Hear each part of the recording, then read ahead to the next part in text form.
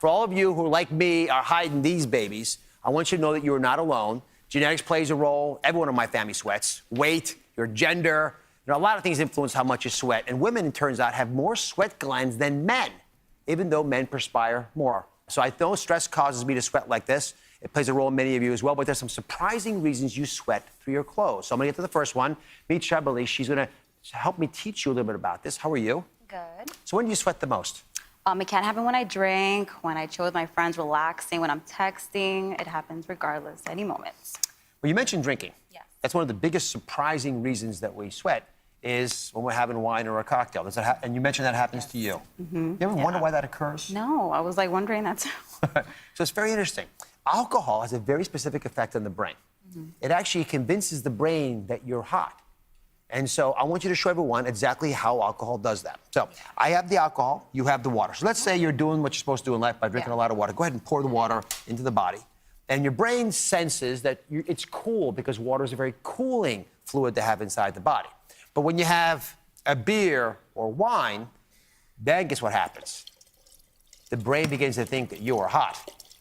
And when that happens, you begin to sweat because you're getting very clear signals sent to you. You see that happening? Yeah. That's what happens to so many of us. We start pouring the fluid out from our body.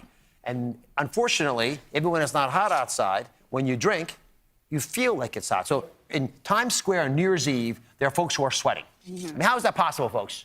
It's possible because they've been drinking, they're not wearing jackets, and they're pouring fluid out of their body because their brain is confused. So the good news is you can enjoy your cocktails, but you got to have a glass of water between each cocktail to convince the brain that you actually are cool as you really are. Got it. Thank you very much. All right. Another reason you're sweating. Meet Faith. Hello. May I ask you a personal question? Well, how personal? Too personal for national television, but there's a benefit to answering the question. Okay. What kind of bra are you wearing?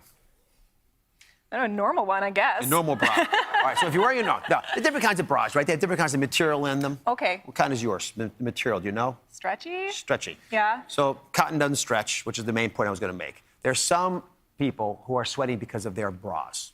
And it's the fabric of the bra that's sabotaging you. So we'll do a little experiment. Okay. So go ahead and I know you've dipped your hand in this iodine here, right? This is a test we do in hospitals, by the way. So now go ahead and put it in that soda, baking soda over there. Okay. And you've got two sets. Go on, rip them together. Yeah, okay. Now, in the hospitals, we do this to see how people's sweat systems are working. So I've got a cotton glove here. Let me help you down. I'll be your scrub nurse. Fantastic. Good. Okay. And I've got a nylon glove over here. Great. Put this on this end. Okay. You okay there? Like.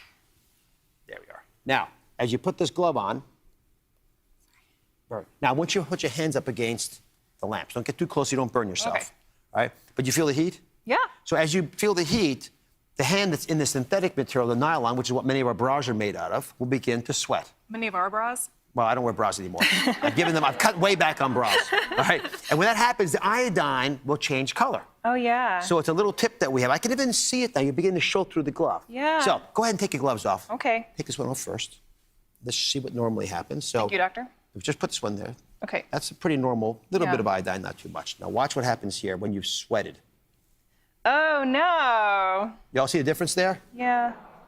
I mean, a big difference in sweating just because of the material you're wearing. So we don't often pay attention to the fabric, but from now on with bras, both of us should purchase ones that are a little bit more breathy. All right? Can we go together? Yes, we'll go together. Great. All right. Finally, one more surprising reason you sweat. Shonda's here.